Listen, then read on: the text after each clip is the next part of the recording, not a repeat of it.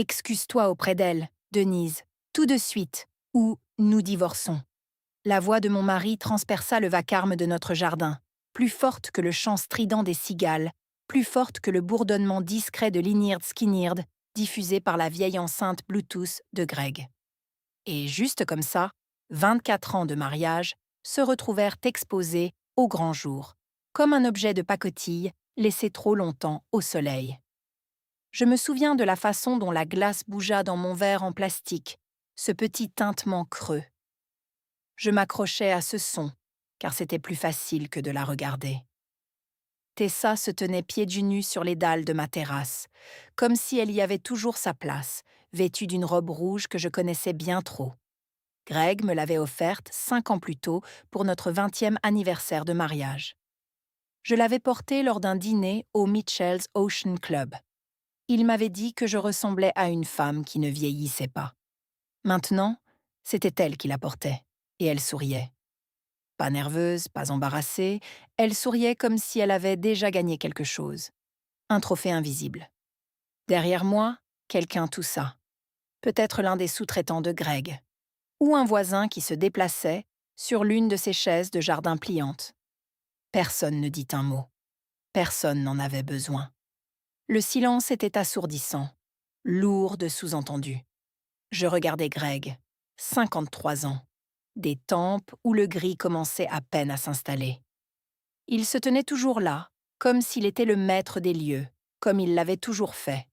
Sauf que maintenant, je le voyais plus clairement que jamais. Il n'était pas fort. Il était simplement habitué à ce que je soutienne tout derrière lui, à ce que je gère chaque situation.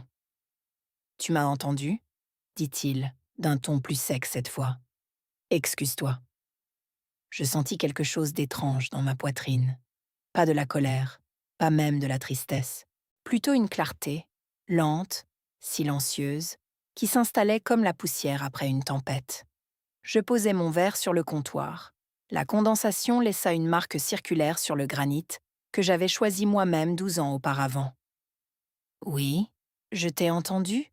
dis-je. Ma voix sonnait ferme, étonnamment stable. Cela me surprit. Tessa inclina légèrement la tête, me regardant comme si elle attendait un spectacle. Ses cheveux étaient parfaitement tirés en arrière, son maquillage impeccable malgré la chaleur du mois d'août. Elle sentait un parfum cher, quelque chose de floral qui n'avait rien à faire dans un jardin rempli d'odeurs de burgers grillés et d'essence à briquet. Greg fit un pas de plus, réduisant la distance entre nous. « Alors dis-le » ordonna-t-il. « Ne rends pas les choses plus difficiles qu'elles ne le sont déjà. » Plus difficile? Ce mot me fit presque rire, un rire amer qui resta coincé dans ma gorge. Je me levai lentement, ma chaise raclant légèrement le béton de la terrasse. Quelques têtes se tournèrent vers nous. Je ne les regardais pas. Je fixai Greg, puis, juste une seconde, je posai mon regard sur elle. Ce sourire narquois. Il n'était même pas subtil. Elle pensait m'avoir acculé. Elle pensait que je plierais, que je m'excuserais, que je maintiendrais la paix comme je l'avais toujours fait. Comme toutes les autres fois où il était allé un peu trop loin et où j'étais intervenue pour arranger les choses. Je tendis la main et ramassai mes clés sur le comptoir. Elles me semblèrent plus lourdes que d'habitude dans ma main. Je passai devant lui, assez près pour sentir son après-rasage, le même qu'il portait depuis des années, celui que je lui achetais chaque Noël. À la porte, je m'arrêtai, me retournai, plongeai mon regard dans le sien, et je dis très clairement « Alors, profite d'elle sans moi. » 5 mots, c'était tout. Pas de cris, pas de larmes, juste la vérité, enfin prononcée à voix haute. Pendant 1 seconde, personne ne bougea. C'était comme si tout le jardin retenait son souffle. Greg cligna des yeux une fois, comme s'il ne comprenait pas tout à fait ce qu'il venait d'entendre. Ce qu'il dit ensuite, je ne l'entendis pas, ou du moins, je ne lui répondis pas. J'ouvris la porte, entrai, attrapai mon sac à main accroché près de la cuisine et ressortis directement par l'entrée principale, longeant l'allée, dépassant son camion, puis la boîte aux lettres du voisin, à la peinture bleue écaillée. Je montai dans ma voiture, fermai la portière et restai assise là. Mes mains tremblaient. Pas violemment, juste assez pour que je le remarque lorsque j'essayais d'insérer la clé dans le contact et que je manquais la première fois. Je ne pleurais pas. Cela aussi me surprit. Au lieu de cela, je restais simplement assise, écoutant ma propre respiration. Lente, irrégulière, réelle. Après 1 minute, je démarrai le moteur et sortis de l'allée. Je ne regardais pas en arrière. Le trajet jusqu'à la maison de Paula à Dublin prit environ 21 minutes. J'avais fait ce chemin tant de fois au fil des ans que j'aurais pu le faire les yeux bandés. Je passais devant la même station-service sur avenue Cleveland, le même panneau d'église qui changeait son message chaque semaine, la même rangée d'érables qui perdaient toujours leurs feuilles trop tôt. Cette nuit-là, tout semblait identique, mais rien ne me semblait pareil. L'air lui-même portait une nouvelle gravité. Je me garai devant son appartement et restai assise 1 minute de plus avant de sortir. Mes jambes me semblaient un peu instables lorsque je me levais, comme si je venais de descendre d'un long vol transcontinental. Paula ouvrit la porte avant même que je n'aie eu le temps de frapper. Elle jeta un coup d'œil à mon visage, son expression se transformant en une compréhension immédiate, et s'écarta. « Entre », dit-elle doucement, sa voix empreinte d'une sollicitude familière. J'entrai, posai mon sac à main sur le comptoir de sa cuisine et m'adossai contre celui-ci, comme si j'avais besoin de quelque chose de solide derrière moi pour ne pas m'effondrer. Elle ne posa pas de questions tout de suite. C'était bien Paula. 40 ans d'amitié vous apprennent quand parler et quand attendre. Elle me versa un verre d'eau. Pas de vin, pas de café, juste de l'eau fraîche. Je le pris d'une main encore un peu tremblante et en bus la moitié d'un trait. Puis je le dis. Je crois que je viens de quitter toute ma vie.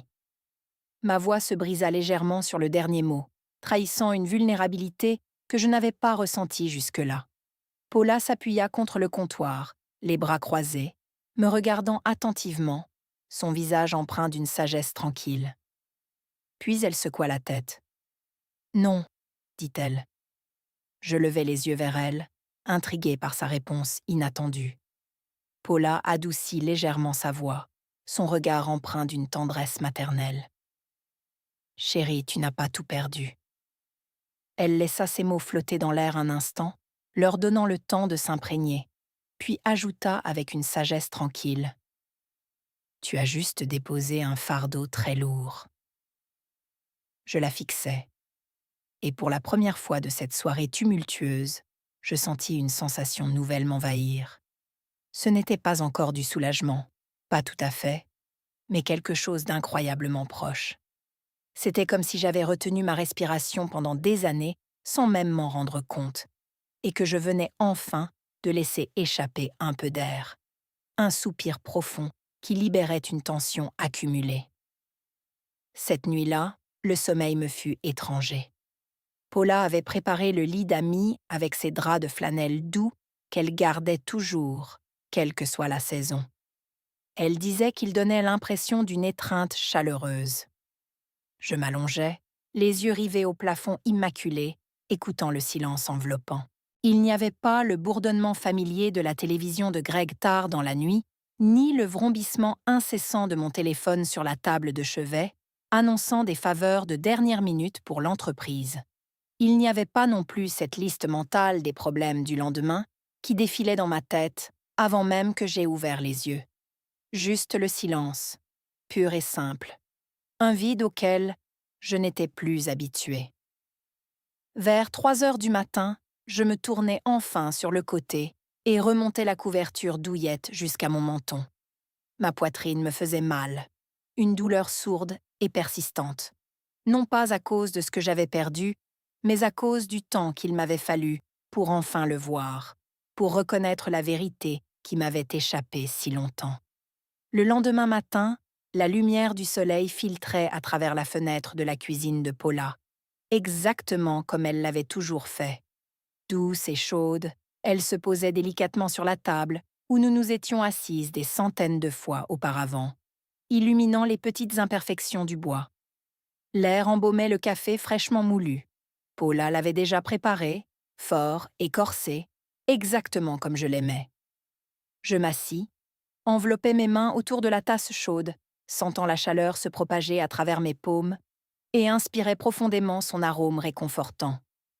C'était un petit rituel familier, un ancrage dans un monde qui, la veille, avait basculé. « Il a appelé ?» demanda-t-elle, sa voix basse ne brisant pas la quiétude matinale. Je secouai la tête. Pas encore. Nous savions toutes les deux qu'il le ferait. C'était inévitable. Paula but une gorgée de son café, ses yeux observant les miens par-dessus le rebord de sa tasse. Son regard était à la fois interrogateur et compréhensif. « Tu y retournes aujourd'hui ?» me demanda-t-elle. Je baissai les yeux vers la table, fixant une petite éraflure dans le bois que je n'avais jamais remarquée auparavant. Une marque discrète, presque invisible, mais soudainement très présente. « Non, » dis-je, et cette fois, il n'y eut aucune hésitation dans ma voix, seulement une certitude nouvelle et inébranlable. Paula hocha la tête, comme si elle s'attendait à cette réponse, comme si elle avait lu mes pensées. « Bien, » dit-elle simplement. Nous restâmes assises en silence pendant 1 minute, le temps s'étirant doucement entre nous. Puis, je prononçai des mots qui s'adressaient davantage à moi-même qu'à elle. Je ne crois pas pouvoir revenir à ça. Et pour la première fois depuis la nuit précédente, je sus que je le pensais, vraiment, que cette décision était gravée en moi. Le matin suivant, le silence ne me semblait plus aussi perçant. Il était toujours là, inhabituel, mais il n'était plus aussi coupant. Il ne me lacérait plus l'âme.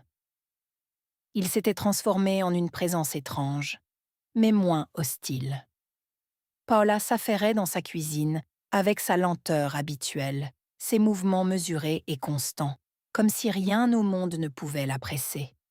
Le percolateur de café s'éteignit avec un petit clic satisfaisant. Le réfrigérateur s'ouvrit et se referma doucement. Quelque part à l'extérieur, une tondeuse à gazon démarra, son bourdonnement grave et familier, annonçant un samedi matin typique dans l'Ohio.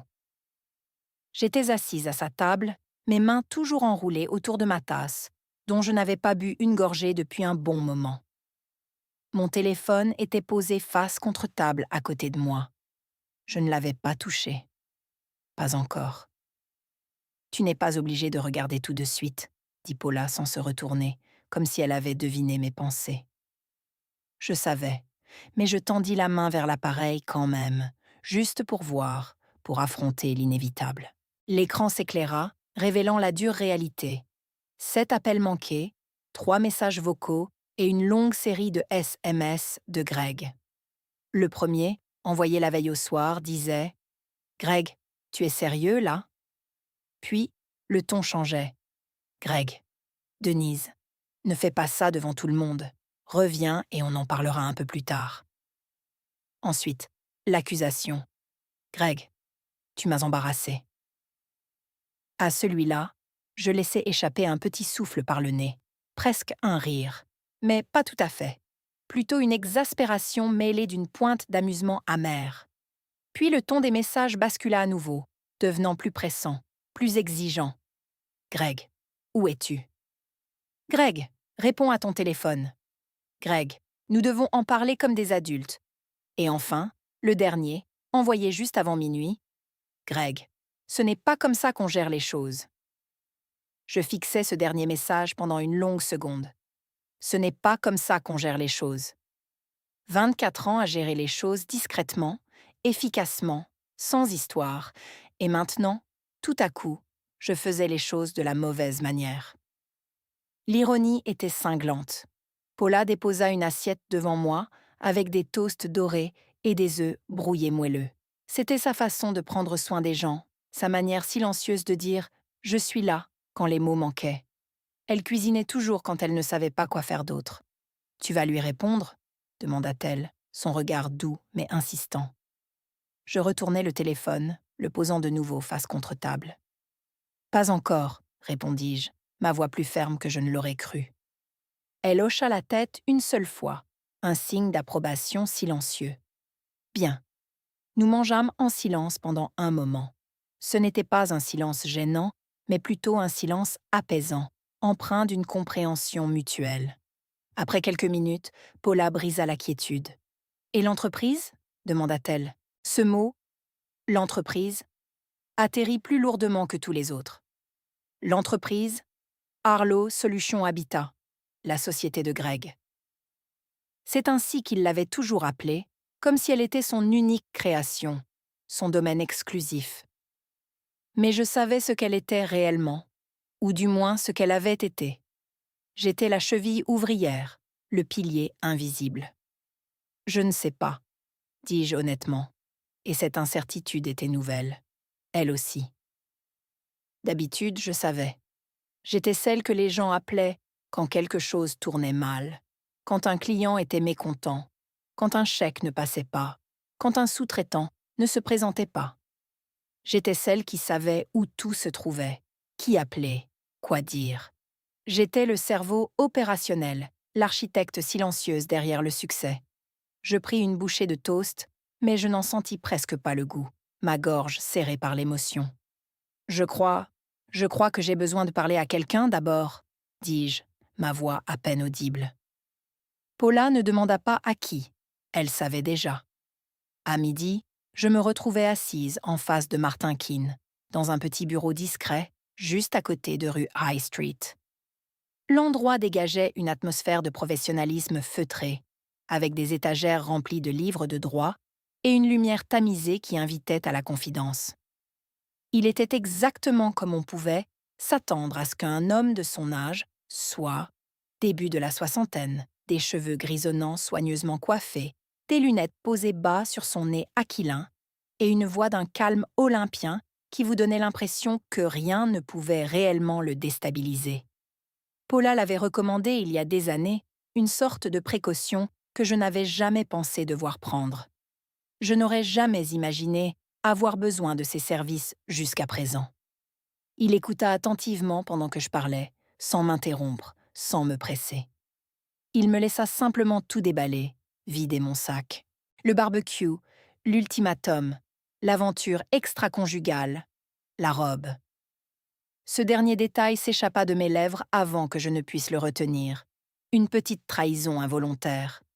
Il ne réagit pas de manière ostentatoire, mais je vis quelque chose bouger dans ses yeux, un éclair de compréhension. Ce n'était pas du jugement, juste une profonde empathie. Quand j'eus terminé, un silence s'installa, lourd de mes révélations. Il croisa ses mains sur le bureau en bois sombre, son regard posé sur moi. « Très bien, » dit-il d'une voix posée. « Prenons les choses une étape à la fois. » Je hochai la tête, un filet d'espoir se frayant un chemin à travers mon désarroi. Il se pencha légèrement en arrière dans son fauteuil en cuir, son expression sereine. « Tout d'abord, avez-vous touché à ces comptes ?» demanda M. Keane, sa voix toujours aussi mesurée. « L'entreprise partage des actifs. Avez-vous déplacé de l'argent, modifié des mots de passe ou fermé quoi que ce soit ?» Je secouai la tête, mes mains serrées sur mes genoux. « Non, rien de tout cela. » Il hocha légèrement la tête, un mouvement à peine perceptible. « Bien, c'est une bonne chose. » Je laissai échapper un soupir que je ne savais pas retenir, une tension qui s'était accumulée sans que je m'en rende compte. « Je ne veux pas le ruiner, » dis-je, ma voix à peine un murmure. L'expression de M. Keane ne changea pas, restant d'une neutralité imperturbable. « Vous n'avez pas à le faire, » répondit-il simplement.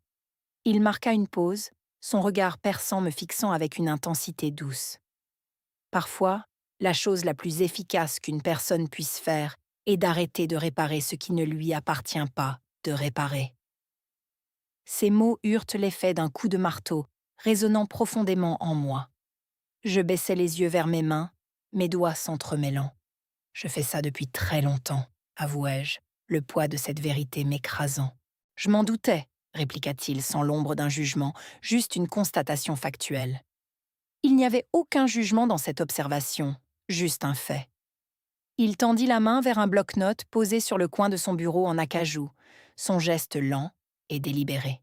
« Parlez-moi de votre rôle dans l'entreprise », me demanda-t-il, son stylo à la main, prêt à noter. Pendant une seconde, l'envie de rire me prit, une sorte de rire nerveux et amer. « Mon rôle ?»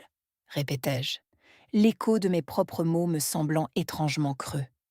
Je réfléchis un instant, puis, au lieu de dresser une liste exhaustive de toutes mes responsabilités, une mémoire spécifique me vint à l'esprit, claire et douloureuse. La veille de Noël 2015, commençai-je. Il leva les yeux, son stylo suspendu au-dessus du papier. Greg avait un client qui menaçait de se retirer, poursuivis-je, les images de cette nuit-là défilant dans ma tête.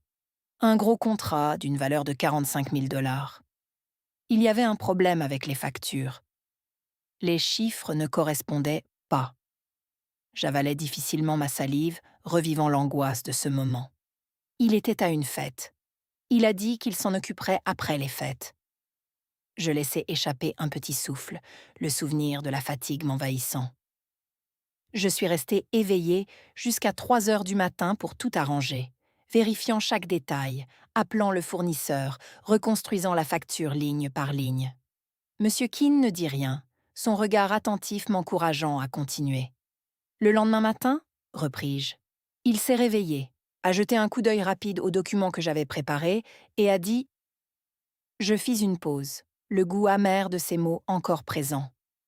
Merci d'avoir donné un coup de main. » Je haussai légèrement les épaules, un geste de dépit. Donner un coup de main. Monsieur Keane nota quelque chose sur son bloc-notes, son visage impassible. Puis il releva les yeux vers moi. « Et à quelle fréquence diriez-vous que cela arrivait » demanda-t-il, sa question simple mais lourde de sens. Je laissai échapper un bref soupir. Des versions différentes de cela, tout le temps. C'était une constante. Il hocha lentement la tête, son expression s'assombrissant légèrement. « Très bien, dit-il. Voici la situation, Denise. D'après ce que vous décrivez, vous avez fonctionné comme la véritable colonne vertébrale opérationnelle de cette entreprise. » Je ne répondis pas, car je savais qu'il avait parfaitement raison. Une vérité que j'avais longtemps ignorée ou minimisée, mais qui, prononcée à voix haute, résonnait avec une clarté implacable. Il tapota légèrement son stylo sur le bureau, le son sec rompant le silence. « Vous n'avez pas besoin de saboter quoi que ce soit.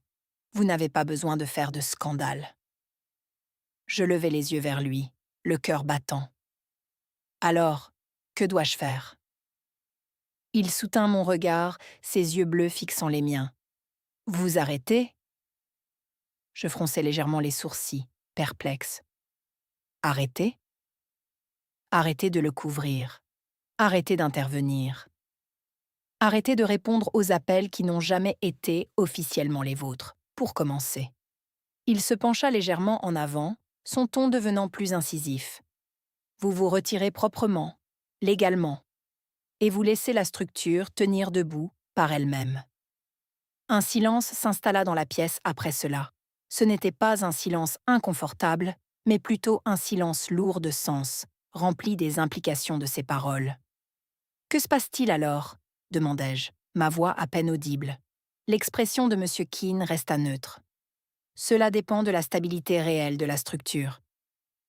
Plus tard cet après-midi-là, je me retrouvais assise dans le bureau de Sharon Bell. L'adresse, 58, était gravée sur une petite plaque en laiton. Sharon était une femme aux yeux vifs et perçants, sans fioritures, son approche des affaires étant aussi directe que son regard. Elle avait travaillé sur nos comptes à quelques reprises au fil des ans, principalement lorsque Greg se retrouvait dépassé pendant la saison des impôts. Elle feuilletait un ensemble de documents devant elle, ses lunettes posées sur le bout de son nez, glissant de page en page avec une efficacité silencieuse. « Vous avez fait bien plus que simplement donner un coup de main, » dit-elle sans lever les yeux, sa voix grave et assurée. Je laissai échapper un souffle discret. « Je sais. » Elle tapota une page du doigt. « Les renouvellements de lignes de crédit arrivent lundi, » annonça-t-elle. « C'est vous qui avez préparé la majeure partie de cela ?»« Oui. » Elle hocha la tête. « Je m'en doutais. » Elle leva enfin les yeux vers moi, son regard direct et sans concession. « Si vous vous retirez maintenant, il va le sentir très vite. » J'avalai ma salive, une boule se formant dans ma gorge. « À quelle vitesse ?» Elle esquissa un petit sourire, presque compatissant, mais teinté d'une pointe de réalisme froid. Plus vite qu'il ne l'imagine. Elle tourna une autre page, le froissement du papier résonnant dans le bureau. Et Denise, il y a autre chose. Ma poitrine se serra légèrement, une anxiété sourde montant en moi. Quoi? Elle tapota à nouveau le papier. Il a récemment conclu un nouvel accord de développement, un gros, lié à une agente immobilière. Je n'eus pas besoin qu'elle prononce le nom. Il flottait déjà dans l'air, une présence indésirable. Tessa, dis-je, le mot sortant avec difficulté. Sharon hocha légèrement la tête. Le fait est que la banque a approuvé l'examen initial basé sur des dossiers historiques. Elle rencontra mon regard, ses yeux clairs et pénétrants. Des dossiers que vous avez organisés. La pièce me parut soudain un peu plus petite, l'air plus lourd, comme si les murs se rapprochaient. Si vous n'êtes pas là pour maintenir cette cohérence, dit-elle avec prudence, ils vont commencer à poser des questions. Je me calai au fond de ma chaise, et pour la première fois, je vis la situation avec une clarté aveuglante. Ce n'était pas seulement l'aventure extra-conjugale, pas seulement l'humiliation, mais l'hypothèse insidieuse que je continuerais à tout faire fonctionner, quoi qu'il arrive. Peu importe comment il me traitait, peu importe qui il amenait chez moi, portant ma robe. Je laissai échapper un lent soupir, le poids de cette révélation m'envahissant. Il ne s'agit pas seulement de le quitter, dis-je doucement, ma voix empreinte d'une nouvelle résolution. Sharon secoua la tête. Non, dit-elle. Il s'agit de ce qui se passe lorsque vous arrêtez de maintenir les choses ensemble pour quelqu'un qui pense qu'il le fait lui-même. Ce soir-là, de retour chez Paula, j'étais assise sur le bord du lit d'invité, mon téléphone à la main. Il vibra à nouveau, une secousse familière qui me fit sursauter. Un autre message de Greg. « Greg, il faut qu'on parle de lundi. La banque a appelé. » Je fixai l'écran, le texte semblant danser devant mes yeux. Puis un autre message arriva, presque immédiatement. « Greg, Denise, ne commence pas quelque chose que tu ne peux pas finir. » Je relus cette phrase 2 fois, le ton menaçant résonnant dans mon esprit. Puis, avec une détermination nouvelle, je posai le téléphone sur la table de chevet, et je ne répondis pas. Pour la première fois depuis très longtemps, je ne réparais pas la situation. Le dimanche matin, je repris la route vers la maison. Non pas parce que j'avais changé d'avis, mais parce que j'avais besoin de clarté, de marquer mon territoire, de faire face à la réalité. La rue ressemblait à toujours. Des pelouses silencieuses et impeccablement tondues, des drapeaux flottant au porche des maisons, un couple promenant son chien devant la boîte aux lettres. Normal. Ce mot me mit presque en colère, une fureur sourde bouillonnant en moi.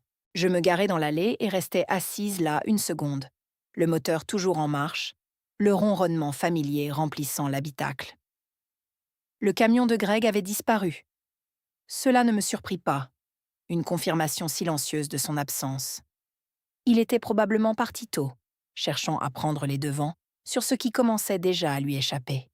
Je pouvais imaginer son empressement, sa tentative désespérée de colmater les brèches avant qu'elles ne s'élargissent davantage.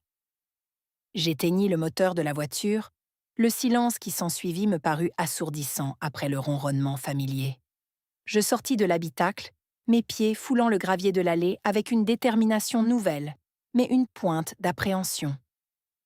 La porte d'entrée, habituellement si légère sous ma main, me parut étrangement lourde lorsque je la poussai. C'était comme si elle résistait, chargée de tous les souvenirs et de la fin d'une époque. À l'intérieur, la maison portait encore les stigmates de la veille. Une légère odeur de viande grillée et de bière éventée flottait dans l'air, un mélange lourd et désagréable. Sur le comptoir de la cuisine, une assiette en carton à moitié vide témoignait d'un repas bâclé, un bol de chips à moitié consommé trônait à côté, et une serviette en papier rouge froissé gisait négligemment près de l'évier, comme un drapeau abandonné après une bataille. Je restai là un instant, immobile, mon regard balayant la pièce. Chaque recoin de cette maison avait été mon espace, mon projet, ma vie. Chaque détail portait l'empreinte de mes mains, de mes choix. Les armoires que j'avais minutieusement sélectionnées, le tapis pour lequel j'avais âprement négocié, la petite fissure dans le carrelage près du réfrigérateur que j'avais toujours eu l'intention de réparer, mais que le temps n'avait jamais permis. Et maintenant, dans ce désordre qui n'était pas le mien, je me sentais déjà comme une étrangère, une simple invitée de passage dans ce qui avait été mon foyer. Je montais les escaliers, sans allumer les lumières, préférant la pénombre qui masquait les contours familiers. La porte de la chambre était entr'ouverte, révélant un lit défait, un chaos silencieux. Le côté de Greg était froissé, témoignant de son départ précipité, tandis que le mien était resté intact, comme si je n'y avais jamais dormi la nuit précédente.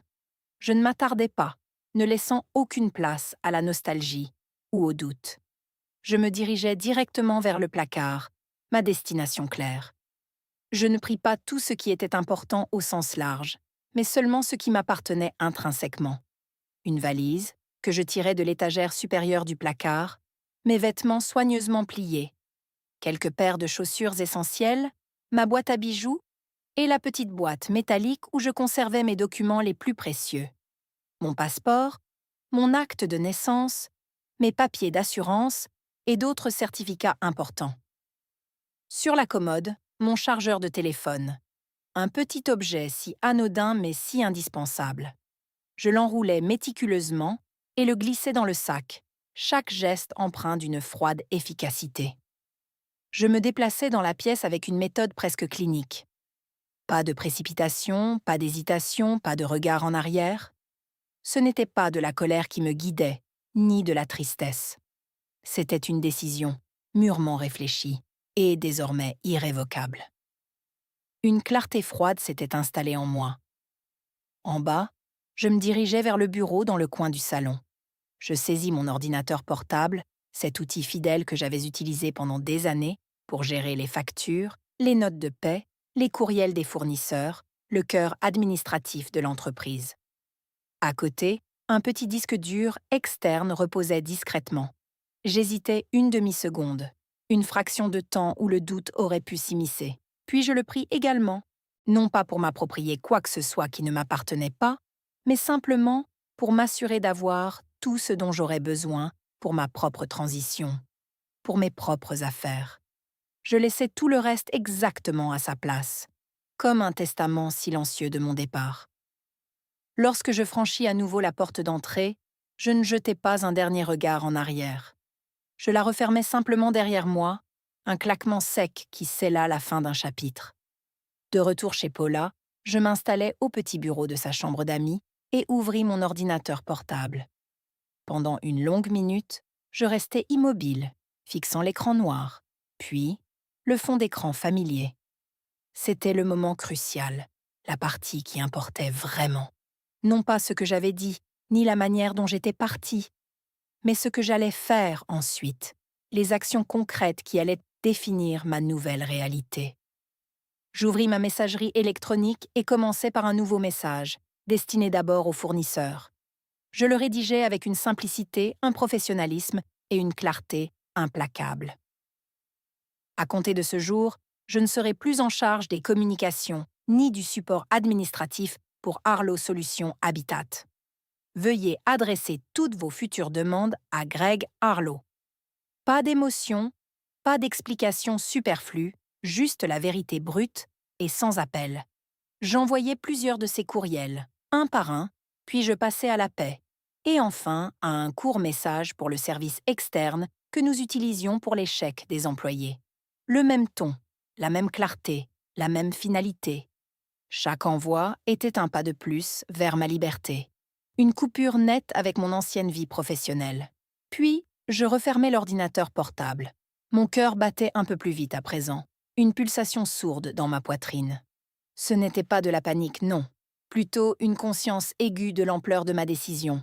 Une anticipation des répercussions inévitables. Je pris mon téléphone. 3 nouveaux messages, tous de Greg. J'ouvris le premier. Greg, Denise, où sont les confirmations des fournisseurs pour lundi? Le second arriva presque aussitôt. Greg, Je n'arrive pas à accéder au système de paix. Il demande un code. Et le troisième, plus impératif, Greg, appelle-moi maintenant. Je fixais l'écran, un sourire amer aux lèvres. Le code? Bien sûr. L'authentification à 2 facteurs. Il était envoyé sur mon téléphone parce que c'était moi qui l'avais configuré des années auparavant. Parce que c'était moi qui m'étais assuré que tout était sécurisé. Parce que c'était moi qui avais toujours pensé à l'avance, anticipé les problèmes, mis en place les solutions. L'ironie de la situation ne m'échappa pas. Je posai le téléphone, le laissant vibrer silencieusement. Je ne répondis pas. 1 heure plus tard, il sonna. Cette fois, ce n'était plus un message, mais un appel. Greg. Je le regardais vibrer sur la table, une danse frénétique. 1 fois, 2 fois, 3 fois. Il s'arrêta, puis recommença, avec une insistance croissante. Je décrochai à la 4e sonnerie. Non pas parce que je me sentais redevable, mais parce que je voulais entendre sa voix, entendre la confusion, peut-être même la panique, qui commençait à s'y glisser. « Denise », dit-il immédiatement, sans même un bonjour. Sa voix était un mélange de surprise et d'agacement. « Qu'est-ce que tu fais ?» Son ton n'était pas encore empreint de colère, pas tout à fait. Il était surtout confus, déstabilisé par l'inattendu. « Je me retire », dis-je, ma voix étonnamment calme et posée. Un silence pesant s'installa, un vide où ses pensées devaient s'entrechoquer. « Qu'est-ce que ça veut dire ?» demanda-t-il finalement, le mot « retire » semblant le dérouter. « Ça veut dire que je ne m'occupe plus de tes affaires, » répondis-je, ma voix toujours égale, sans la moindre trace d'émotion. « Ce n'est pas comme ça que ça marche, » rétorqua-t-il sèchement, une pointe d'agacement perçant enfin. J'eus presque un sourire en entendant cela. « C'est exactement comme ça que ça marche, » répliquai-je, ma voix toujours aussi sereine, savourant ce moment de basculement. Un autre silence s'ensuivit, plus long cette fois, rempli de sa stupéfaction et de mon calme inébranlable. « La paix est bloquée, » finit-il par avouer, sa voix trahissant une certaine détresse. « Le système demande un code. » Je ne répondis pas immédiatement, le laissant se débattre dans son propre silence. Il le rompit à nouveau, avec une urgence croissante. « Denise, les gens vont poser des questions demain. » Je pouvais l'imaginer parfaitement. Mary, au bureau, 62 ans, 15 ans de service loyal, toujours la première arrivée, toujours la plus organisée, celle qui vérifiait tout 2 fois avant que quoi que ce soit ne parte. Mary, assise devant son écran lundi matin, attendant quelque chose qui ne viendrait pas, le visage empreint d'une confusion grandissante. Ma poitrine se serra, une douleur lancinante à l'idée de la déception qu'elle ressentirait. « Je sais, » dis-je doucement, ma voix à peine audible. « Alors arrange ça, » dit-il, le ton impératif. « Le voilà. Pas de « s'il te plaît », pas de « peux-tu m'aider ?» Juste « arrange ça », comme toujours. Je fermai les yeux un instant, une image claire se formant dans mon esprit. Je vis Mary, son visage loyal et inquiet. Je vis le bureau, les dossiers, les petites choses ordinaires qui fonctionnaient sans accroc parce que j'avais veillé à ce qu'elle le fasse. « Je ne peux pas, » dis-je, ma voix retrouvant sa fermeté.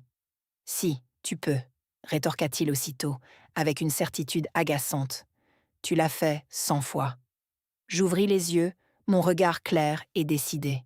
« Non, » dis-je, « je ne le fais plus. » La ligne devint silencieuse, un vide lourd de sens.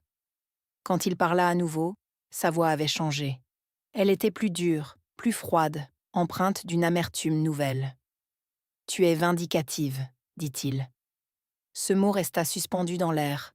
Vindicative. Une accusation qui se voulait blessante. Je laissai échapper un lent soupir, une libération de la tension accumulée. « Non, » dis-je. « J'en ai fini. » Il n'aimait pas ça. Je pouvais l'entendre dans le silence qui suivit, dans la façon dont il reprit sa respiration. « Denise, ne commence pas quelque chose que tu ne peux pas finir, » dit-il, une menace à peine voilée dans la voix. J'y réfléchis un instant, puis je répondis, avec une conviction inébranlable. « Je l'ai déjà fait. » Et je raccrochais, coupant le lien, mettant un terme définitif à cette conversation, à cette relation. Le reste du dimanche s'étira, lentement, trop lentement. C'était ça, l'effet de ne plus tout arranger. Le temps s'étire, chaque minute semblant durer une éternité, alors que l'on s'habitue à une nouvelle réalité où l'on n'est plus le pilier, le réparateur, le sauveur. On remarquait chaque minute, chaque pensée, chaque seconde que l'on aurait auparavant remplie d'action. Paula me tenait occupée. Les courses à faire, le linge à plier, de petites choses anodines. Pourtant, mon esprit ne cessait de revenir au bureau, aux gens, à ce à quoi ressemblerait le lundi. Une anxiété sourde, familière, tentait de s'insinuer, mais je la repoussais. Ce soir-là, je m'assis sur le canapé, mon téléphone à la main, son poids habituel me semblant étrangement lourd. Un nouveau message arriva, faisant vibrer l'appareil contre ma paume. C'était Greg. « Denise, ça devient incontrôlable. » Je ne répondis pas. Le silence de la pièce sembla s'épaissir autour de moi. Quelques minutes plus tard, un autre message de Greg apparut. « Les fournisseurs demandent confirmation. » Je ne sais pas de quoi ils parlent. Je fixais le texte, les mots dansant devant mes yeux sans vraiment pénétrer mon esprit. Puis, avec un geste délibéré, je posai le téléphone face contre coussin, coupant ainsi le lien visuel avec cette urgence qui n'était plus la mienne. Vers 9 heures, mon téléphone sonna de nouveau. Cette fois, ce n'était pas Greg, c'était Evan. Je décrochai à la première sonnerie, une pointe de soulagement me traversant. « Salut mon chéri », dis-je, ma voix adoucie. « Hein ?»« Maman », répondit-il, et j'entendis dans sa voix quelque chose que je n'avais pas perçu depuis longtemps. Ce n'était pas de la panique, mais ce n'était pas non plus le calme habituel. Une tension palpable flottait dans l'air. « Tu vas bien ?» demandai-je, mon cœur se serrant légèrement. Il y eut une pause, lourde de non-dits. « J'ai eu papa », dit-il enfin. « Il est en train de perdre pied. » Je fermai les yeux un instant. Une image de son père, désorienté, se formant dans mon esprit. « Oui », dis-je doucement. Je m'en doutais. Un autre silence s'installa, plus profond encore. Puis, il reprit, d'une voix plus basse, presque un murmure. « Je sais pour elle. » Ma poitrine se serra, une douleur inattendue me transperçant. « Depuis combien de temps ?» demandai-je, ma voix à peine audible. « Assez longtemps », répondit-il. Cela me blessa plus que je ne l'aurais imaginé. Non pas qu'il sache, mais qu'il n'ait pas eu l'impression de pouvoir m'en parler avant. Je ne dis rien, car il s'interrompit, cherchant ses mots. « Parce que tu ne voulais pas aggraver les choses, » finis-je pour lui, ma voix empreinte d'une compréhension amère. « Oui, » dit-il simplement. Nous restâmes un instant dans ce silence partagé, chacun absorbé par ses propres pensées. Puis il ajouta « Il crie après quelqu'un à propos d'argent, quelque chose avec la banque. Je ne pense pas qu'il sache vraiment ce qu'il fait. » Je laissai échapper un petit soupir, une libération de la tension accumulée. « Je sais, » dis-je. Une autre pause. Puis, d'une voix encore plus douce, il dit « Je suis avec toi, maman. » Ces mots atterrirent en plein centre de ma poitrine, un baume inattendu. « Merci, » dis-je, et je le pensais sincèrement, chaque fibre de mon être ressentant la profondeur de son soutien. Après que nous eûmes raccroché, je restais assise là pendant un long moment. Le téléphone reposait sur mes genoux, la maison silencieuse autour de moi. Je repensais à tout. Les années passées, les petits moments insignifiants, les choses que j'avais arrangées sans qu'on me le demande, les vérités que j'avais tues pour maintenir la paix. Et pour la première fois, je ne ressentais plus le besoin d'y retourner et de tout recommencer. Une étrange légèreté, presque une libération, m'envahit. Le lundi matin arriva, et avec lui, le début de ce que j'avais finalement cessé de maintenir en place. Le lundi matin commença comme n'importe quel autre. C'était la partie la plus étrange, la plus déconcertante. Le soleil se leva de la même manière, projetant des rayons dorés à travers les rideaux. L'air était déjà doux et chaud vers 8 heures. Quelque part dans la rue, un voisin claqua une portière de voiture et commença sa journée comme si rien au monde n'avait changé, comme si le tissu même de la réalité n'avait pas été déchiré. Mais il l'avait été. Je pouvais le sentir, cette fissure invisible. Même assise à la table de cuisine de Paula, une tasse de café chaud entre mes mains, je pouvais percevoir quelque chose se défaire ailleurs, loin de moi. Je n'avais pas besoin de le voir pour le savoir. C'était une certitude ancrée en moi. Mon téléphone vibra avant même que je n'aie pris ma première gorgée. Je jetai un coup d'œil à l'écran. Greg, bien sûr. Je le laissai sonner 2 fois, 3 fois. Puis, je le retournai, le posant face contre la table. Paula me regarda de l'autre côté de la table, ses yeux clairs lisant mes intentions. « Tu ne vas pas répondre » demanda-t-elle, sa voix douce. « Non » répondis-je, un léger hochement de tête accompagnant ma décision. Elle hocha la tête à son tour, comme si elle avait déjà deviné ma réponse. « Bien » dit-elle, et ce simple mot fut une validation, un soutien silencieux. En milieu de matinée, les messages textes commencèrent à s'accumuler, les notifications s'empilant sur l'écran du téléphone retourné. Je ne les ouvris pas immédiatement. Je les laissai là, les laissant exister sans que je n'intervienne pour les gérer. Cela seul me semblait contre nature, presque une trahison de mes propres réflexes. Pendant des années, ma réaction avait été immédiate. Résoudre, aplanir, réparer avant que la situation ne s'aggrave. Maintenant, je me contentais de regarder, une observatrice détachée de mon propre chaos passé. Vers 10 heures, je pris le téléphone et fis défiler les messages. Greg. Le fournisseur retient la livraison. Que leur as-tu dit? Quelques minutes plus tard, Greg. La banque a rappelé. Ils demandent des documents que je n'ai pas. Puis, Greg. Denise, ça devient ridicule.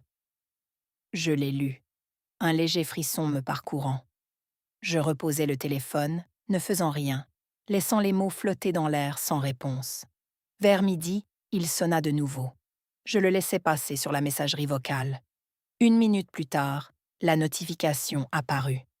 J'hésitai un instant, mon pouce suspendu au-dessus de l'écran, puis j'appuyai sur « Lecture ». La voix de Greg résonna, plus forte que d'habitude, tendue par quelque chose qu'il ne contrôlait plus tout à fait. « Denise, je ne sais pas à quel jeu tu penses jouer, mais ce n'est pas drôle. Le service de paie dit qu'il y a un problème, et Mary m'a déjà appelé 2 fois. Les gens demandent « Où sont leurs chèques? Rappelle-moi. » Le message se coupa avec un clic sec. Je fixai le téléphone, les mots de Greg résonnant encore dans mes oreilles. Mary. Encore elle. Ce petit élément humain au milieu de tout ce désordre, cette personne dont le bien-être dépendait de mes actions passées. Je l'imaginais assise à son bureau, ses lunettes glissant sur son nez comme toujours, son petit carnet ouvert, son stylo tapotant la page quand quelque chose ne correspondait pas. Elle attendait. Ma poitrine se serra, une vague de culpabilité menaçant de me submerger. Je pris le téléphone. Pendant 1 seconde, j'ai failli composer le numéro. J'ai failli appeler moi-même le service de paie. J'ai failli replonger directement dans la place que j'avais occupée pendant 20 ans, le rôle de celle qui résout tout. La main de Paula se posa doucement sur mon poignet, un contact léger mais ferme qui me ramena à la réalité. « Ne fais pas ça », dit-elle, sa voix douce mais pleine de conviction. Je levai les yeux vers elle, mon regard cherchant une explication, une justification. « Ils n'ont rien fait de mal », dis-je doucement, pensant à Mary et aux autres employés. « Je sais », répondit-elle, sa voix toujours aussi douce, mais inébranlable. « Mais ce n'est plus à toi de porter ce fardeau. » J'avalais difficilement ma salive. Cela ne me semblait pas si simple, cette notion de se décharger d'une responsabilité si profondément ancrée. Mais je hochai la tête quand même, et je reposai le téléphone, le laissant à nouveau face contre table. En fin d'après-midi, le ton des messages de Greg avait changé. L'agressivité avait disparu, remplacée par quelque chose d'autre, une note de désespoir à peine voilée. « Greg, Denise, dis-moi juste ce que je dois envoyer à la banque. Puis, Greg, je n'ai pas les dossiers dont tu parles. Quelques minutes plus tard, Greg, où sont les sauvegardes? Je lus ce dernier message 2 fois, les mots s'imprimant dans mon esprit. Puis, je reposai le téléphone, le silence de la pièce semblant s'alourdir. Le mardi matin, la situation s'aggrava encore. On pouvait l'entendre dans le silence pesant. Cela peut sembler étrange, je le sais, mais il existe un silence qui paraît normal, presque réconfortant. Et puis, il y a ce silence-là, celui qui pèse, qui annonce une rupture imminente, comme si l'air lui-même retenait son souffle, tendu à l'extrême. En arrière-plan, Paula avait laissé les nouvelles à un volume à peine audible, un murmure constant qui remplissait l'espace sans vraiment l'envahir. Il s'agissait d'un reportage sur des projets de développement locaux, de nouvelles constructions audacieuses, des rénovations ambitieuses, des contrats juteux distribués à tour de bras. C'était le genre de sujet qui, autrefois, enflammait Greg, le genre de conversation où il se lançait avec une passion débordante, parlant de ses chantiers comme s'il érigeait quelque chose de bien plus grand que lui-même, une véritable œuvre. Mon téléphone vibra de nouveau, une secousse familière, mais cette fois-ci, plus insistante. Je le saisis, mes doigts effleurant l'écran. C'était un message, d'un numéro que je ne reconnaissais pas. Une légère appréhension me pinça l'estomac. Je l'ouvris. Le nom de Tessa apparut, suivi d'un texte cinglant. « Tessa, je pense que tu vas trop loin. » Je fixais l'écran, les mots semblant s'y incruster, leur audace me surprenant à peine. Presque aussitôt, un autre message arriva, coupant court à ma réflexion. « Tessa, Greg est sous une énorme pression en ce moment. Tu ne fais qu'aggraver les choses. » Je laissai échapper un lent soupir, une expiration lourde de lassitude. Voilà, toujours la même rengaine, toujours cette conviction inébranlable que j'étais la source du problème, celle qui semait le chaos. Je ne tapais rien, je ne répondis pas. Je me contentais de reposer le téléphone, le laissant face contre table, comme pour couper tout contact avec ce monde extérieur qui me jugeait. 1 heure plus tard, il sonna de nouveau, une sonnerie stridente qui brisa le calme relatif. « Greg », répondis-je, sa voix résonnant dans l'écouteur. Cette fois, son timbre était étrangement altéré. Il n'y avait plus cette agressivité habituelle ni cette exigence impérieuse. À la place, une pointe de peur, une fragilité que je ne lui avais jamais connue. « Denise ?» dit-il, et une tension palpable, une sorte de détresse sourde, traversait ses mots. La banque pose des questions sur la ligne de crédit. Ils disent que la documentation ne correspond pas. Je ne dis rien, le laissant continuer. Mon silence était une réponse en soi. Ils veulent des éclaircissements, poursuivit-il, sa voix s'accélérant légèrement, trahissant son anxiété. Ils parlent de geler les comptes jusqu'à ce que tout soit réglé. Je fermai les yeux, non pas par panique, mais par une sorte de lassitude résignée, écoutant simplement, absorbant chaque mot sans réaction apparente. « J'ai besoin que tu me dises ce que tu as soumis, » dit-il, une urgence désespérée dans la voix. Un silence s'installa, lourd de non-dits, puis il ajouta, plus doucement, presque un murmure. « S'il te plaît. » Ce mot, autrefois si puissant, si capable de me faire plier, atterrit cette fois sans écho. Il ne me toucha plus de la même manière, ne réveilla plus en moi ce réflexe de sauveuse. « Je ne fais plus partie de l'entreprise, » dis-je, ma voix restant étonnamment calme, presque détachée. « Denise, je te l'ai déjà dit. » Il expira bruyamment, un son rauque et frustré. « Tu ne peux pas simplement t'en aller comme ça, » rétorqua-t-il, l'agacement reprenant le dessus. « Il y a des choses qui te sont liées. Ton nom est dessus. » « J'ai déjà parlé à mon avocat, » dis-je, le coupant doucement mais fermement. Le silence qui suivit fut assourdissant. Puis, sa voix, plus acérée cette fois, perça l'air.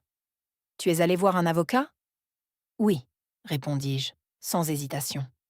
Une autre pause s'étira, plus longue encore, pleine de tension. Qu'est-ce qu'ils t'ont dit ?» demanda-t-il finalement, un mélange d'incrédulité et de colère dans le ton. « Qu'il n'est pas de mon devoir de réparer ce qui n'est pas à moi de réparer. » Il laissa échapper un rire bref et incrédule, un son amer, presque un sanglot étouffé. « C'est incroyable, » dit-il, la voix empreinte d'une rage contenue. « Après tout ce que j'ai fait, après tout, répétai-je doucement, ma propre voix résonnant avec une lassitude profonde. Pendant une seconde, aucun de nous ne parla, le poids de nos passés respectifs remplissant l'espace, un abîme silencieux entre nous. Puis, je dis « Je dois y aller ». Et je raccrochai, le geste définitif, libérateur. Le mercredi matin arriva à toute vitesse, plus rapidement encore que les jours précédents. C'était comme si chaque événement, chaque message, chaque silence avait convergé vers ce moment précis. Une inévitable confrontation qui était désormais à portée de main. Paula se tenait dans l'embrasure de la porte de la chambre d'amis pendant que je m'habillais, son regard attentif posé sur moi. « Tu es sûre de vouloir y aller ?» demanda-t-elle, une pointe d'inquiétude dans la voix. Je hochai la tête, ajustant le col de ma chemise, sentant le tissu frais contre ma peau. « Je n'y vais pas pour lui, » dis-je, ma voix ferme, sans la moindre trace d'hésitation. « J'y vais pour moi. » Elle m'étudia un instant, ses yeux scrutant les miens, cherchant une trace d'hésitation ou de doute. Puis, un léger sourire effleura ses lèvres. « Ça, c'est nouveau, » commenta-t-elle, un brin d'approbation dans le ton. J'esquissais presque un sourire en retour, sentant une légère chaleur m'envahir, une confirmation silencieuse de ma propre détermination. Le petit déjeuner de la chambre de commerce se tenait dans un hôtel élégant, situé juste à côté de boulevard Polaris, un lieu familier pour ce genre d'événement. J'avais participé à de nombreuses réceptions similaires par le passé. Des années auparavant, à l'époque où Greg aimait encore me présenter comme celle qui fait tourner la boutique, le cerveau derrière l'opération. À ce moment-là, cela sonnait comme un compliment, une reconnaissance de mon travail acharné. Maintenant, cela résonnait plutôt comme la description d'une béquille, d'une personne sur laquelle il s'était entièrement reposé, sans jamais vraiment la voir. La salle de bal était déjà à moitié pleine lorsque j'y pénétrais. Un bourdonnement de conversations feutrées emplissant l'air, mêlé au cliquetis des tasses et au parfum du café. Des tables rondes, impeccablement dressées de nappes blanches, étaient parsemées dans l'espace, et des stations de café fumant étaient installées le long des murs, dégageant une légère odeur de grains torréfiés. Je repérai Greg presque immédiatement. Il se tenait près de l'estrade, discutant avec un homme en costume gris. Sa posture était droite, son sourire figé en place, comme si rien n'avait changé, comme si tout était parfaitement sous contrôle. À ses côtés, Tessa se tenait, impeccable comme à son habitude. Ses cheveux étaient parfaitement coiffés, sa robe ajustée épousait sa silhouette, et son téléphone était déjà à la main, légèrement incliné, comme si elle sélectionnait déjà les moments du matin dignes d'être partagés sur les réseaux sociaux. Une sensation étrange s'installa en moi. Ce n'était pas de la colère, non, mais une distance froide, une sorte de détachement qui me permettait d'observer la scène sans émotion, comme une spectatrice. Je m'avançai discrètement, prenant place à une table située vers le milieu de la salle, un peu à l'écart. Quelques personnes jetèrent un coup d'œil dans ma direction, me reconnaissant. L'une d'elles se pencha légèrement vers moi. « Denise, n'est-ce pas ?» dit-elle. « Vous vous occupiez des affaires pour Arlo Solutions Habitat, n'est-ce pas ?»« Autrefois, » répondis-je, hochant la tête. « Oui, c'était le cas. » Elle sourit. « Eh bien, vous étiez toujours celle qui savait ce qui se passait, » ajouta-t-elle. « Greg est un homme chanceux. » Je ne répondis pas à cette dernière remarque, me contentant de prendre une gorgée de mon café, le liquide chaud réconfortant ma gorge. Il ne fallut pas longtemps pour que les premières fissures apparaissent. Je les décelai dans la manière dont le sourire de Greg se crispa lorsqu'une question inattendue lui fut posée. Dans la façon dont il jeta des coups d'œil furtifs à son téléphone, plus souvent que de coutume, une nervosité à peine voilée. Et dans la manière dont l'expression de l'homme en costume gris passa d'un intérêt poli à quelque chose de plus sombre, une inquiétude grandissante. Où est Denise ces jours-ci? Demanda quelqu'un d'un ton désinvolte, la question flottant dans l'air. Greg rit, un rire un peu trop forcé, qui ne parvenait pas à masquer la tension sous-jacente. Elle prend un peu de temps libre, répondit-il avec une assurance feinte. J'ai tout sous contrôle. J'aurais presque admiré la facilité avec laquelle il prononçait ces mots, cette capacité à maintenir la façade. Presque. Puis, l'inévitable se produisit. Un homme, représentant l'une des entreprises de fourniture, s'approcha, son visage affichant une certaine impatience. « Greg, dit-il, nous avons une livraison en attente. Nous n'avons pas reçu de confirmation. » Greg hocha la tête rapidement, un peu trop rapidement, son sourire se figeant. « Oui, oui, je m'en occupe, » assura-t-il, un sourire tendu. « Quelle confirmation ?» demanda l'homme, son ton devenant plus pressant, son regard perçant. Greg hésita. « Juste une seconde, » marmonna-t-il, mais cette seconde fut suffisante. Je le vis, ce minuscule interstice, ce moment précis où il ne savait pas, où il était pris au dépourvu. Denise avait l'habitude de commencer l'homme, avant de s'interrompre en me voyant assise là, observant, sans intervenir. Quelques minutes plus tard, la situation empira. Greg ouvrit son ordinateur portable sur la table, ses doigts se déplaçant désormais avec une rapidité fébrile sur le clavier. « J'ai juste besoin de trouver un fichier, » marmonna-t-il, le front plissé, une goutte de sueur perlant sur sa tempe. L'écran clignota, affichant des dossiers et des icônes. Il fronça les sourcils, une expression de confusion et d'agacement se dessinant sur son visage. « Où est-il » dit-il à voix basse, presque pour lui-même, puis plus fort, une pointe de panique dans la voix. « Où est ce fichier Excel ?» Personne ne répondit, le silence de la salle semblant se faire l'écho de son désarroi croissant. Il regarda autour de lui, et ses yeux se posèrent sur moi. « Denise, » dit-il, comme si ce nom était une réponse automatique, une bouée de sauvetage à laquelle il s'accrochait. « Avez-vous une copie de… » Je soutins son regard, et pour la toute première fois, je n'intervins pas. L'habitude, ancrée depuis des années, de voler à son secours, de résoudre chaque problème, fut brisée. « Je suis sûre que Tessa peut vous aider, » dis-je calmement, ma voix résonnant avec une clarté inattendue dans le silence qui s'était installé. « C'est elle qui construit votre avenir, n'est-ce pas ?» Les mots n'étaient pas prononcés à voix haute, mais ils portèrent, chargés d'une vérité cinglante. Quelques personnes aux tables voisines cessèrent leur conversation, leurs regards se tournant discrètement vers nous.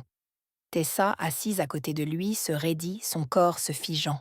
« Je… » commença-t-elle, puis elle s'arrêta car elle ne savait pas. Pas vraiment.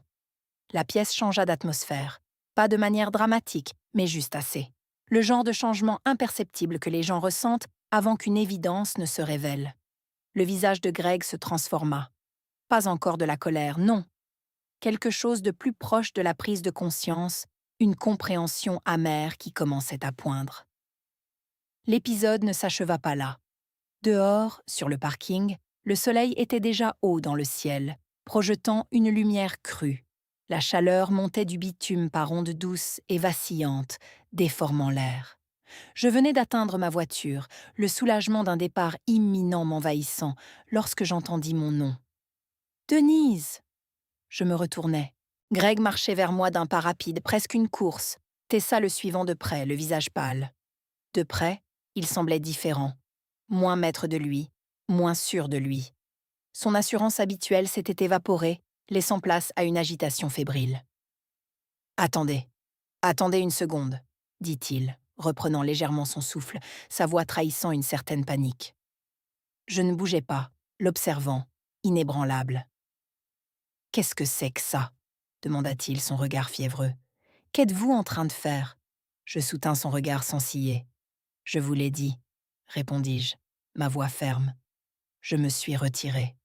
« Ce n'est pas se retirer, » rétorqua-t-il, un mélange de fureur et de désespoir dans la voix. « C'est du sabotage. » « Non, » dis-je doucement, mais avec une conviction inébranlable. « Ce n'est pas le cas. » Tessa s'avança, son visage marqué par l'inquiétude.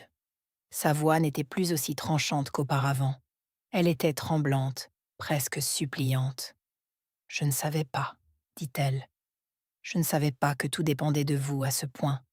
Je la regardais. Je la regardais vraiment.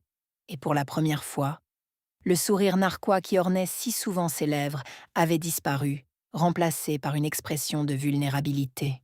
« Je n'ai rien fait dépendre de moi, dis-je. J'ai juste arrêté de le donner gratuitement. » Greg passa une main dans ses cheveux, un geste de frustration et d'impuissance. « Denise, revenez, s'il vous plaît, dit-il, le ton suppliant. Juste pour une semaine.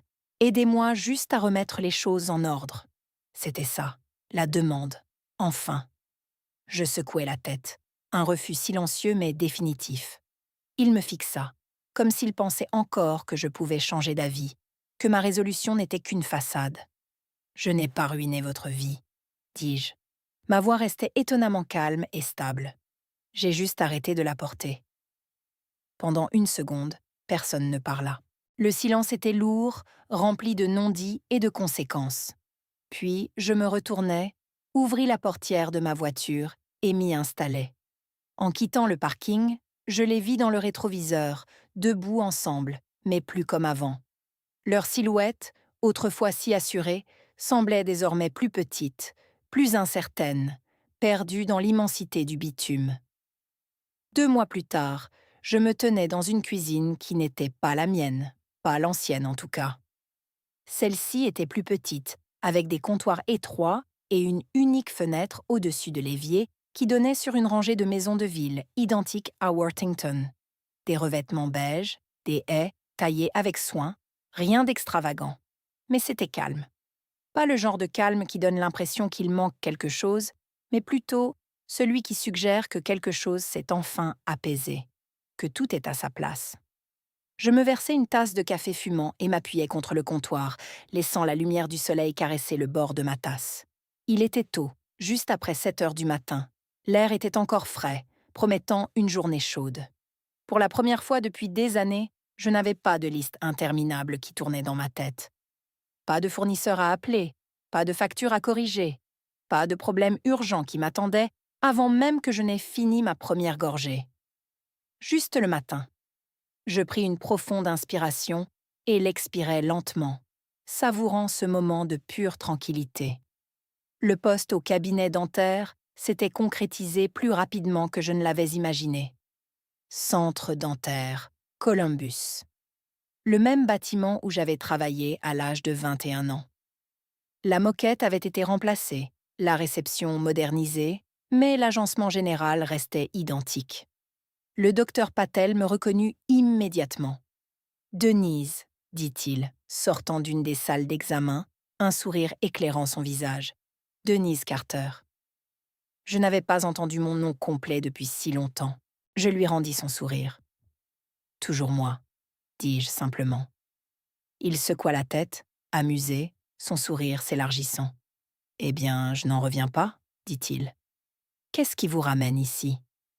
J'aurais pu lui donner une longue réponse, tout lui expliquer en détail, mais je ne le fis pas. « Je cherche du travail, dis-je, ma réponse concise et directe. Il m'étudia un instant, son regard perçant, puis hocha la tête. « Nous pourrions utiliser quelqu'un qui sait vraiment ce qu'il fait, » déclara-t-il. C'était tout. Pas de drame, pas d'histoire compliquée, juste un nouveau départ, clair et net. Le travail me semblait familier. Répondre au téléphone, fixer les rendez-vous des patients, s'assurer que tout fonctionnait sans accroc. Seulement, cette fois, c'était différent. Je n'étais pas là pour dépanner ou aider. J'étais embauchée, payée, respectée. Quand je résolvais un problème, mon travail était reconnu. Quand je partais à la fin de la journée, le travail restait là, à sa place, ne me suivant pas jusque chez moi.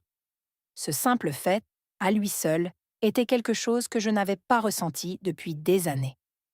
Evan vint me rendre visite un samedi après-midi. Il resta un instant dans l'embrasure de la porte, observant les lieux, un léger sourire aux lèvres. « C'est agréable ici, » dit-il, son regard parcourant la pièce.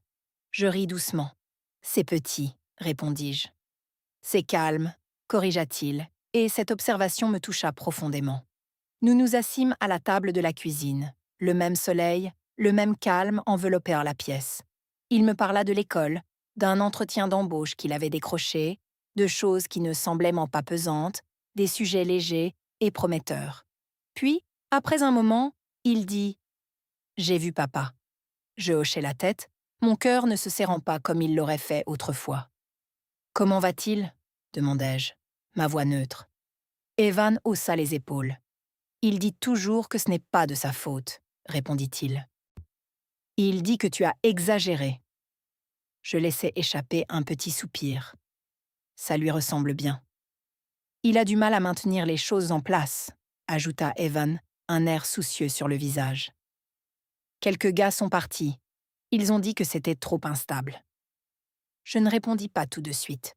Non pas parce que je m'en fichais, mais parce que je ne me sentais plus responsable. « C'est difficile, » dis-je, et je le pensais, mais pas de la même manière qu'avant. Evan me regarda un instant, son regard scrutateur. « Tu vas bien ?» demanda-t-il. Je réfléchis à cela, à tout. La maison, le mariage, l'entreprise, le moment dans le jardin, le trajet en voiture, le silence, le choix que j'avais fait. Et je réalisais quelque chose de fondamental. « Oui, » dis-je, un sourire serein affleurant mes lèvres. « Je vais bien. » Pour la première fois, cette conviction ne ressemblait plus à une idée que je m'efforçais de me persuader. Elle était simplement vraie, une certitude profonde et apaisante qui s'était enfin ancrée en moi. Le divorce avançait. La paperasse était lente, les réunions avec les avocats se succédaient et les discussions interminables sur des détails qui, autrefois, semblaient capitaux, n'étaient plus que de simples étapes administratives à franchir. Mon implication émotionnelle s'était évanouie, laissant place à une forme de détachement serein. Greg avait tenté de me contacter à quelques reprises, des messages transmettant ses requêtes via nos avocats. Une nuit, j'avais même reçu un message vocal tardif que je n'avais pas rappelé. Non par colère, ni par rancœur, mais simplement parce qu'il n'y avait plus rien à dire entre nous, plus aucun mot pertinent à échanger. Le chapitre était clos, et le silence était devenu ma réponse, la plus honnête. Tessa, d'après ce que j'avais entendu, n'était pas restée. Cela ne me surprit guère. Certaines choses ne tiennent que si quelqu'un d'autre s'évertue à les maintenir à flot, à les soutenir de toutes ses forces. Une fois ce pilier retiré, l'édifice s'effondre, révélant sa fragilité intrinsèque. Un soir après le travail, je m'arrêtais au le supermarché local, habituel, sur le chemin du retour, celui que je fréquentais depuis des années. Les allées familières, les étagères bien rangées, tout respirait une routine apaisante. Je pris quelques articles essentiels, du lait, une miche de pain frais et mon café habituel. Une routine normale et réconfortante. À la caisse, la caissière me sourit. « Comment va votre journée ?» demanda-t-elle avec une bienveillance routinière. « Bien, » répondis-je, et cette fois, je le pensais sincèrement, sans l'ombre d'un doute. C'était une petite victoire personnelle, une affirmation tranquille de mon état d'esprit. De retour à la maison, je posais les sacs de courses sur le comptoir de la cuisine et les déballais lentement, sans hâte, sans bruit de fond discordant, juste le doux froissement des sacs en plastique et le bourdonnement régulier du réfrigérateur. Le silence, autrefois pesant, était devenu une douce mélodie, un espace pour respirer. Je me servis une autre tasse de café, la chaleur réconfortante de la boisson se diffusant dans mes mains, et me tins près de la fenêtre. Le soleil commençait à décliner à l'horizon, projetant une lumière douce et oblique sur le trottoir extérieur, peignant le ciel de teintes orangées et violettes. Je pensais merci d'avoir écouté mon histoire. Si elle vous a touché, laissez un like, écrivez en commentaire ce qui vous a le plus touché et abonnez-vous à la chaîne. Il y aura encore beaucoup d'autres histoires. Ce n'est pas la fin de mon histoire, ce n'est que le début de quelque chose de meilleur.